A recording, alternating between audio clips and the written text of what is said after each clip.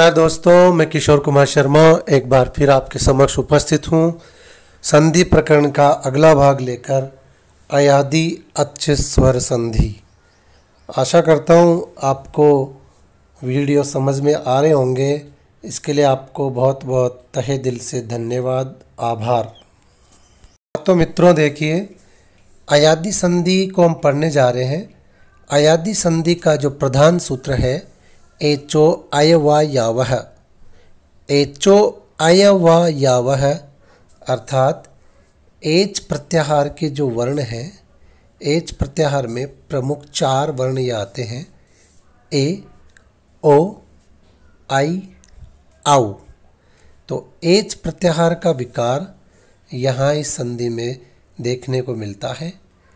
इनमें आप इसको ये समझ सकते हो कि ये जो चारों वर्ण हैं, ये चारों वर्ण प्रधान जो संधि प्रथम पद होता है, प्रथम पद का जो अंतिम वर्ण होता है, उस अंतिम वर्ण के रूप में इन चारों में से कोई वर्ण एक उपस्थित होगा और उत्तर पद का प्रथम वर्ण कोई स्वर होगा। तो इनके संयोग से जो विकार निकल के आएगा वो है ए अगर बैठा है तो अय, ओ है तो आउ, आई है तो आय और आउ है तो आव का विकार उत्पन्न होता है।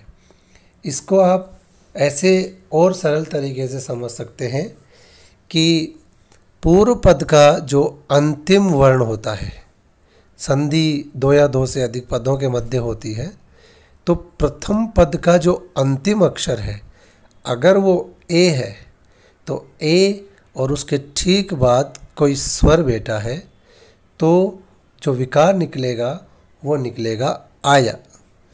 और अगर प्रथम पद का अंतिम वर्ण ओ है, ओ, और उसके ठीक बाद कोई स्वर है तो अव निकलेगा, अव।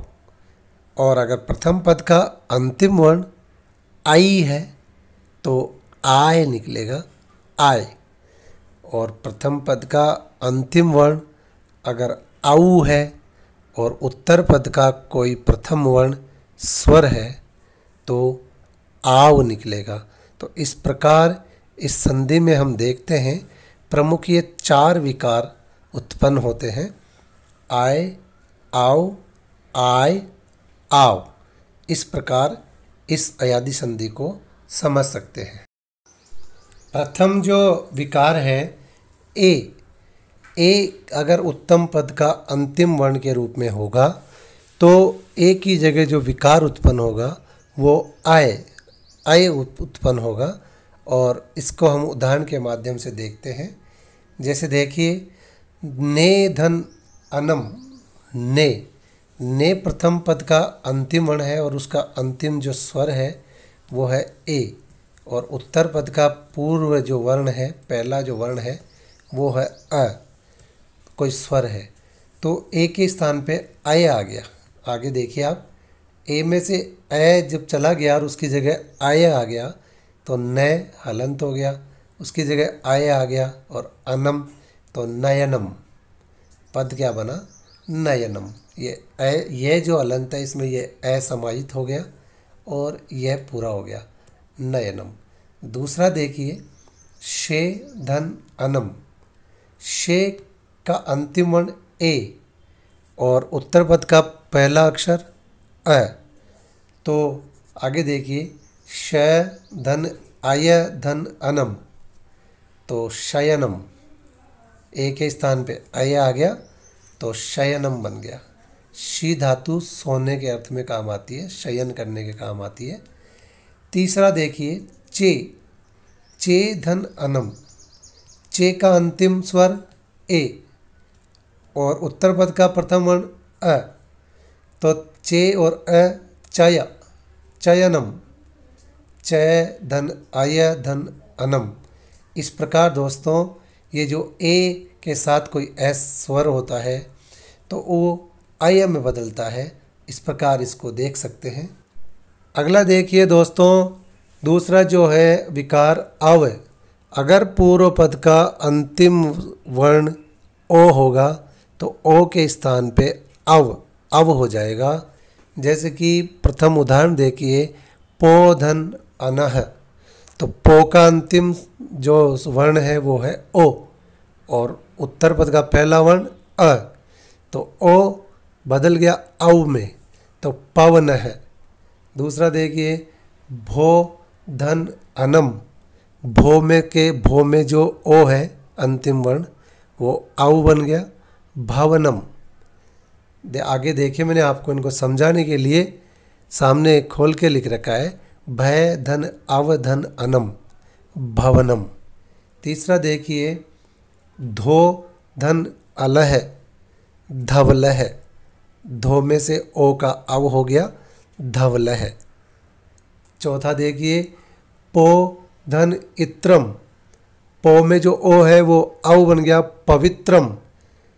कंपटीशन परीक्षाओं की दृष्टि से ये जो उदाहरण है पवित्रम, ये बहुत महत्वपूर्ण उदाहरण है दोस्तों। आगे इस प्रकार हम इसको समझ सकते हैं कि ओ के स्थान पे अव हो जाता है। आगे देखिए दोस्तों, तीसरा विकार है आय। आय विकार कब निकलेगा? जब प्रथम पद का अंतिम वर्ण आई होगा। आई के स्थान पे आय। देखिए आई, तो उदाहरणों से देखिए, नई धन अकह, नई, न में अंतिम जो वर्ण है संयुक्त स्वर है ये आई, तो आई के स्थान पे आय हो गया। देखिए, नई धन अकह नायक है, नय धन आय धन अकह। विश्लेषण इसका आगे किया हुआ है, आप उससे भी समझ सकते हैं। दूसरा देखिए, गई धन अकह, गई में आई है अंतिम वर्ण और आगे स्वर बैठा है, तो दोनों मिलके आय हो गए गायकह, तो गायकह बन गया। तीसरा है दई धन अकह, दई में आई बैठा है, उसका आय हो जाएगा दायकह। इस प्रकार इस परिवर्तन को हम देख सकते हैं कि प्रथम पद का अंतिम वर्ण यदि आई है, आई जिसका शब्द लिखते समय ऊपर दो मात्राएं आती हैं, मैं पहले भी आपको बता चुका हूँ वृद्धि संधि में, इसका ध्यान रखें और इस प्रकार इस विकार को समझ सकते हैं कि प्रथम पद का अंतिम वर्ण आई और आगे स्वर तो आय। इस प्रकार इसको हम देख सकते हैं। इस प्रकार अंतिम परिवर्तन देखिए दोस्तों, अगर पूर्व पद का अंतिम वर्ण औ होगा तो औ के स्थान पर आव हो जाएगा, आओ औ आओ।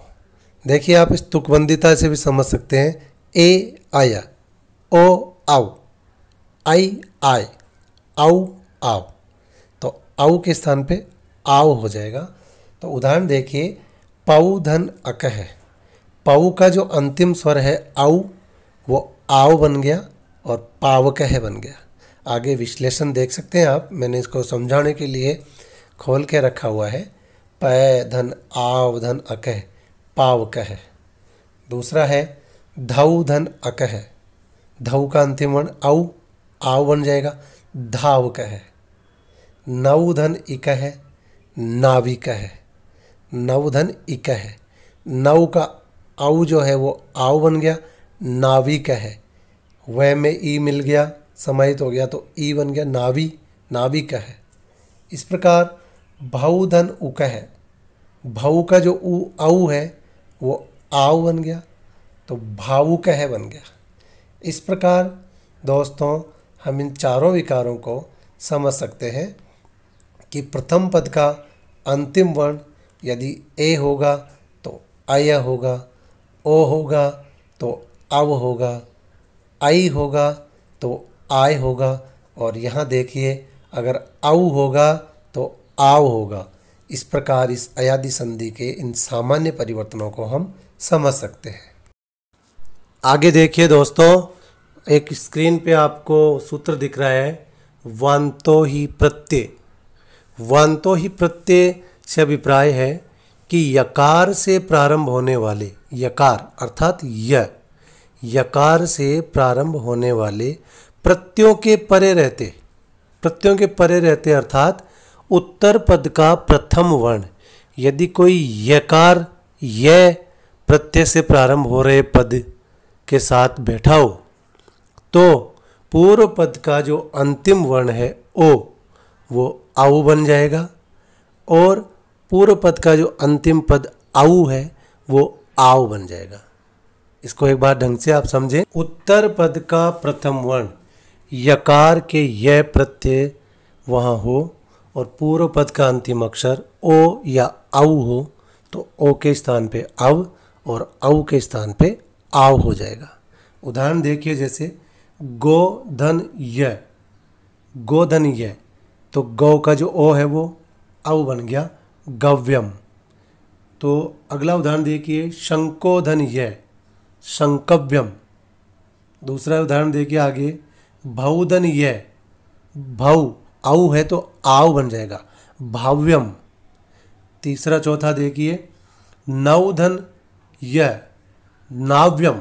इस प्रकार ओ और आउ आव बन जाते हैं। आगे देखिए दोस्तों, स्क्रीन पे आपको एक सूत्र दिख रहा है, लोप साकल्यस्य। लोप साकल्यस्य अयादि संधि मुख्य रूप से तो कार्य पूरा हो गया, लेकिन महर्षि साकल्य ने एक जगह अपना मत स्थापित किया है और प्रतियोगी परीक्षाओं की दृष्टि से बहुत ही महत्वपूर्ण नियम है ये। इस नियम के अंतर्गत आपको ये देखना है कि यदि अयादि संधि का कार्य, अयादि संधि का कार्य, संधि का कार्य पद के अंत में हो, संधि का कार्य पद के अंत में हो तो महर्षि साकल्य ये कहते हैं कि आय, अव, आय और आव जो विकार इस संधि में उत्पन्न होता है उस आय, अव, आय और आव का ये और जो वह है उसका लोप हो जाता है। यह और वकार का लोप हो जाता है। लोप साकल्य से सूत्र इस बात को प्रतिपादित करता है। ये कार्य वैकल्पिक रूप से होता है और लोप होने की स्थिति में पुनः संधि कार्य नहीं हो सकता, क्योंकि उस संधि कार्य की दृष्टि से यह और वह का लोप असिद्ध हो गया, इसलिए पुनः संधि हो ही नहीं सकती। इस प्रकार इस नियम को आप बहुत ही महत्वपूर्ण मानकर प्रतियोगी परीक्षाओं के हिसाब से नज़र में रखें, ध्यान में रखें कि लोप साकल्य से सूत्र के अनुसार यकार और वकार का लोप हो जाता है। उदाहरण देखिए, इसके स्क्रीन पे आपके समक्ष कुछ उदाहरण है। हरे धन इह, हरे धन इह, तो हरे का अंतिम पद ए, तो ए आगे देखो मैंने इस स्थिति को समझा के रखा हुआ है, हर आय ई है, तो आय जो आय का जो भाग है यह, उसका लोप हो जाएगा हर ई है, हर ई है। दूसरा देखिए, तौ धन अपि, तौ धन अपि, तो तौ का जो औ है उसका आव बन गया, लेकिन जो आव का जो वकार है उस वकार का लोप हो गया और ता अपि, तावपि ये बन के पद हमारे सामने आता है। द्वौ धन अत्र, द्वौ धन अत्र, तो द्वौ का औ जो है उसका आव बन गया, आव का जो वकार है उसका लोप हो गया, द्वा अत्र, द्वावत्र ये पद निकल के यहाँ आ रहा है। प्रतियोगी परीक्षाओं की दृष्टि से बहुत महत्वपूर्ण उदाहरण है दोस्तों ये, क्योंकि ये अपवाद स्वरूप काम में आते हैं। इस तरह के उदाहरण एक्सेप्शन के रूप में पूछे जाते हैं, तो आपको बहुत ही सावधानी से इनको समझना चाहिए। द्वौ धन अपि, तो इसका आव का अव लोप हो गया, तो देखिए द्व आव अपि जो पद है उसका वह गया गायब, तो द्वा अपि, द्वावपि। इस प्रकार इस संधि के जो ये महर्षि साकल्य की दृष्टि के अनुसार ये जो विकार है, जो वकार और यकार का लोप है, इससे संबंधित ये उदाहरण थे, आपने समझे जाने। आशा करता हूँ दोस्तों आपको अयादि संधि, उसके सूत्र, उसका विश्लेषण, उसके उदाहरण बहुत ही आसानी से सरल तरीके से समझ में आए होंगे। आशा करता हूँ आपको हमारे वीडियो ज्ञानवर्धन में सहायता दे रहे होंगे और आपको इसके लिए बहुत बहुत धन्यवाद। साधुवाद।